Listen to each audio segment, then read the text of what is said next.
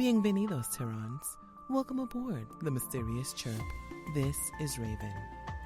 Buckle up. It's about to get exciting. It happened because you had a celebrity crush. No, it happened because a very important person did Circus Trifolium a favor, and we happened to be at your mom's boba and beignet bar. Yeah, keep telling yourself that. But it's true, we were at my mom's boba and beignet bar.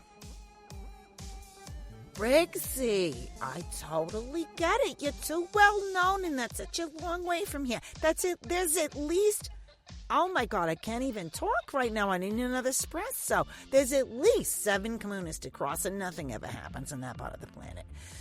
I know the designated paparazzi in Comuna 2, and they are so desperate for news. They have a motion cam set up on the main highway. Darling, why don't you go get yourself a beignet and a butterbeer while I talk to the kids about it? Kids? We'll go. What? No. Oh, would you, Jacelyn? That would be so thoughtful of you. Did you not hear him say he needed to drop off a coded message, get the goods, and that he wished he could have that unusual dinner namey thing? Junia, I expect better of you. Do not dishonor the family. This is your home planet after all.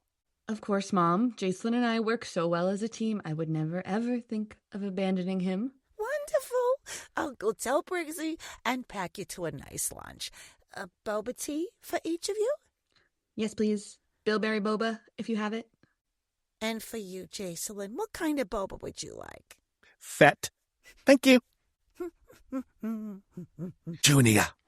You know what this means. We have to spend our whole vacation break traveling in a small vehicle before going back to our shared job aboard a large vehicle?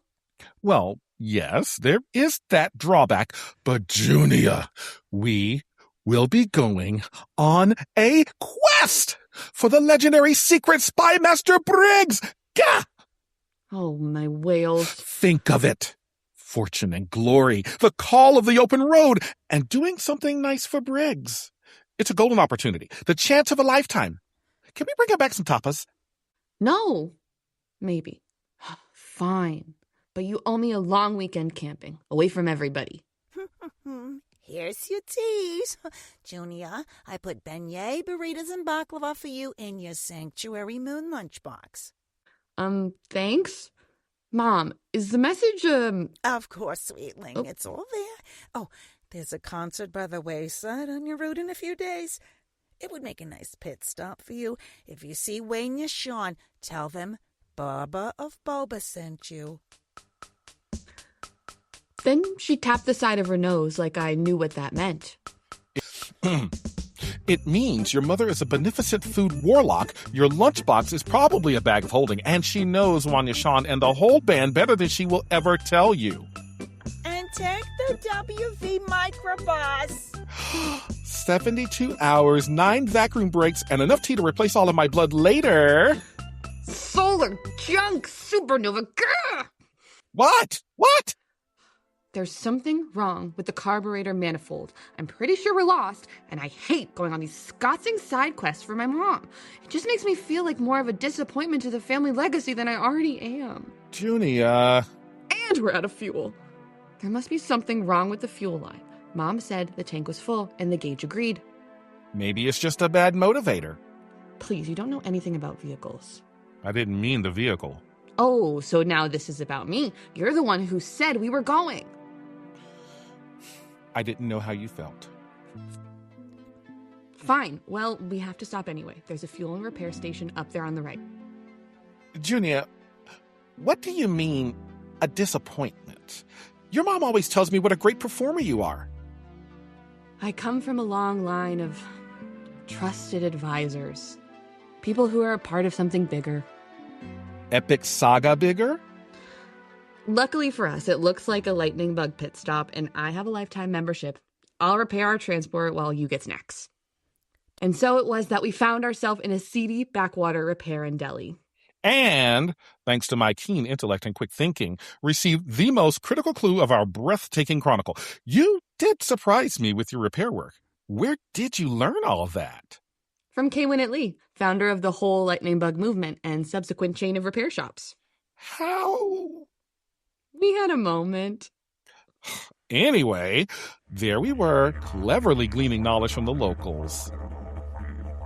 I'll have an Argyle sweater feta spaghetti, and a side of fries. Brother M, it's like I said, I have stuff in jars. Besides that, all I have left is a raspberry tart and 2 cheese Norwishes. And if you fancy a smoke, I got sugarettes. Ew. Jacelyn, we have treats in the car. Let's go. I'll take the Norrishes. Oh, and a 1,000-year-old egg. And a pickle. Junia has the credit chips. Most excellent. Here, Jacelyn, what are you doing? Those treats were for the ride. Oh, my sweet orcas, this is actually delicious. What?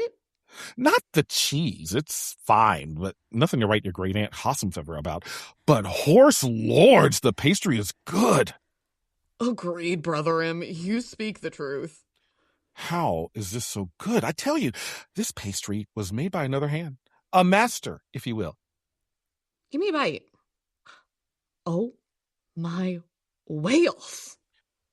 This pastry, where, pray tell, did you procure this? You did not make this layered, flaky, buttery, divine gastric experience yourself, did you? Am I correct? Fess up or I'll tell K-Winnet Lee, and we're close. Close. If you can pick up what we're laying down.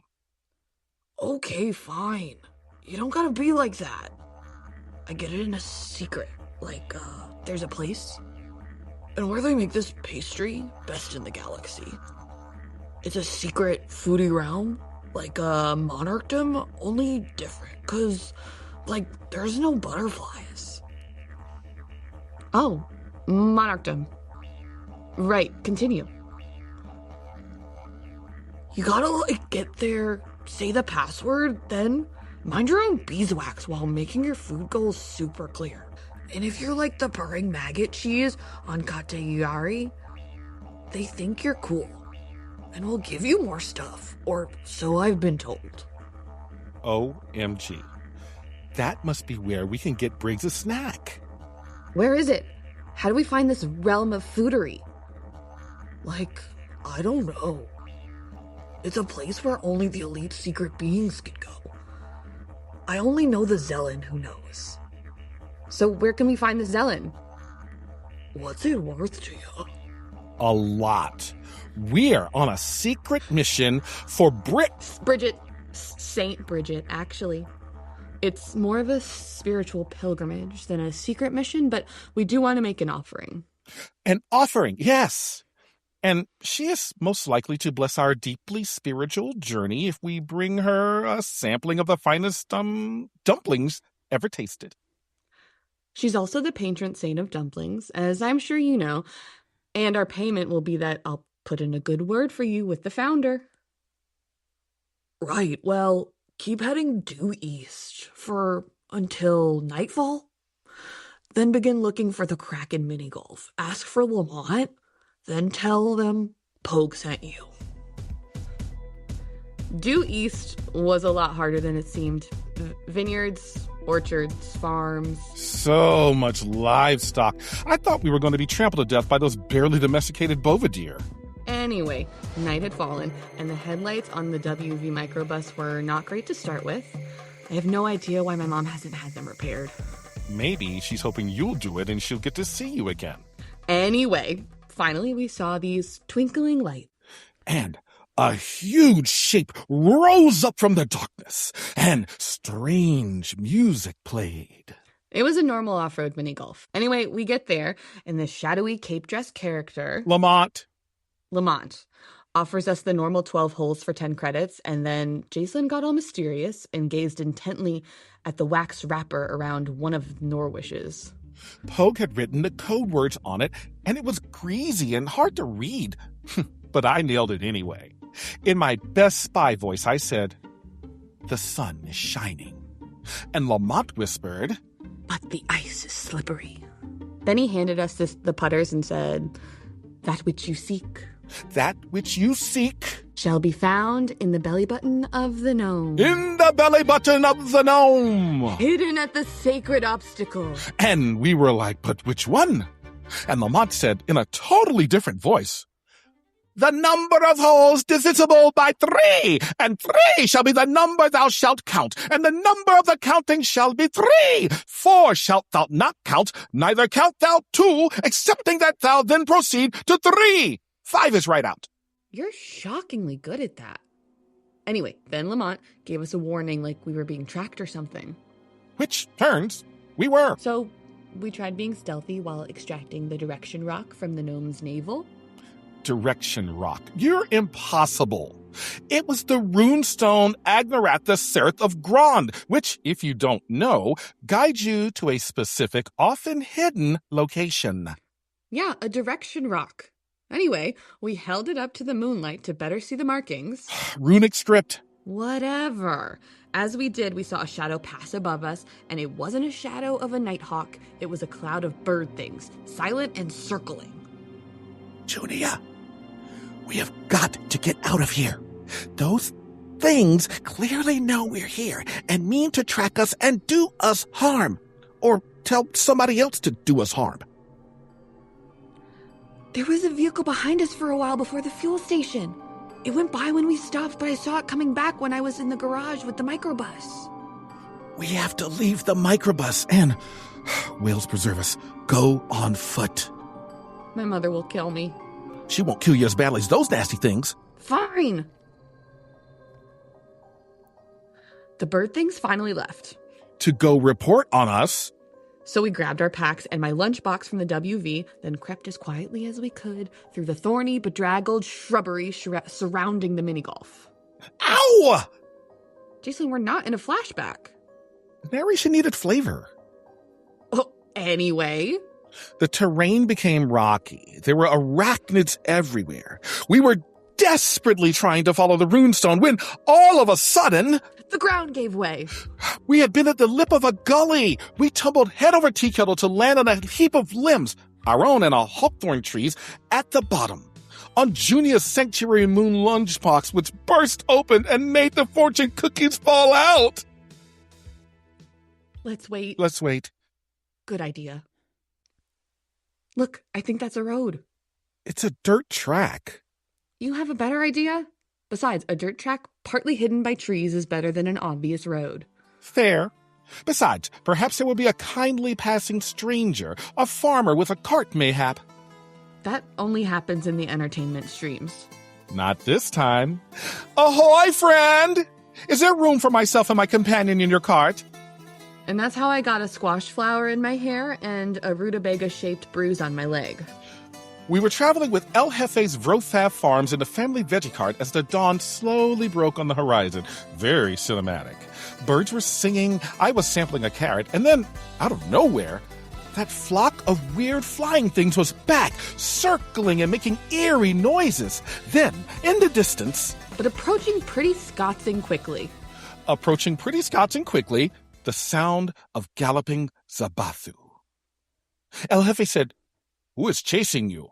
And then Jacelyn shrieked, "I don't know!" So I said, "My mother is Baba of Boba, and we're on a quest to a secret foodie realm guided only by a dwarvish runestone." You blurted and waved your arms and talked so fast you had to repeat yourself. Whatever. Anyway, El Jefe said, "Keep it secret. Keep it safe."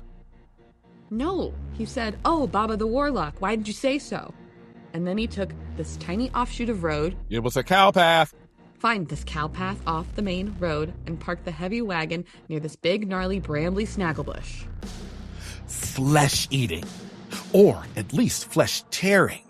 And then he moved the crate of rutabagas, drew a pattern on the dust inside the cart, and there was a trap door. And we went down it.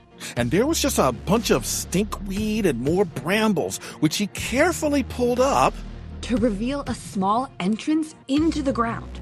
Jacelyn climbed in first, and as I was going, he said, "Tell her El Jefe still dreams of the golden fields of Illyria.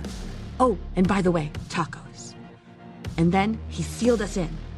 And I could just barely hear him encouraging the bantha to, copiously relieve themselves. As we descended into utter darkness, alone in an unknown world, with unknown dangers ahead and the smell of potential death behind us. Oh, please. My mom told us when we returned that the stench of the bantha poo, the giant thorns on the bushes, and the seeming ignorance of El Jefe kept even those dark riders from exploring the cart and the ground it was on. But at the time, we didn't know that. All we knew was that the narrow tunnel was crumbling from disuse, and there was a deep thrumming sound in the distance. And spiders.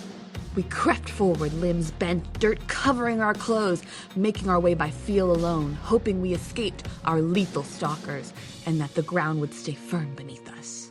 Which it didn't. Suddenly, there was nothing. And we both forgot about stealth mode and screamed like babies as we fell. And then seconds later, we were caught by a stretchy, soft, enormous tuffet. And then a mechanical ceiling closed us into a funicular, which took us down. Down. We've stopped. Yeah. I hear voices. Do you have anything that could be a weapon? Good idea. I could create the illusion that my pen is a blade. I could do some damage with my Sanctuary Moon lunchbox if I had the element of surprise. Okay. Shh, I hear footsteps. I'll hold my cloak out. You hide behind me. Lunchbox ready to smite their face. And I'll create the illusion of darkness behind me. Who's there? Show yourself. And be forewarned, I shall not hesitate to wield my staff of undubitable power and cut you down where you stand. You enter our realm in darkness through a time-worn and little-used passage, which is little more than a burrow, and you dare threaten me? Speak the word, my friend, or you shall not enter, and perhaps never leave neither. Tacos! It's tacos. Junia? Is that you?